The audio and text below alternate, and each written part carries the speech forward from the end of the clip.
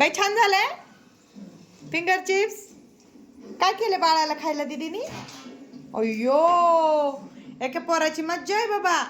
दीदी काय पण खायला करते बाळाला भूक लागली की. इकडे बघ. अयो आणि हे दोघं आयतं खायला असते. एक काम करू लागत नाही. दीदीने काय केलं की सारखं नुसते किचन मध्ये चक्रा मारते. ह्या खेळ चोर गरम आहे. आव गरम आहे ना पोळलं का. हाय खायला नुसतं मधी मधी खायला कसं लागतं. हा दीदीला हाणतो. भांडणं कसं करतो. खायला केल्यावर कसं खातो तिने. होय रे इकडे बघ.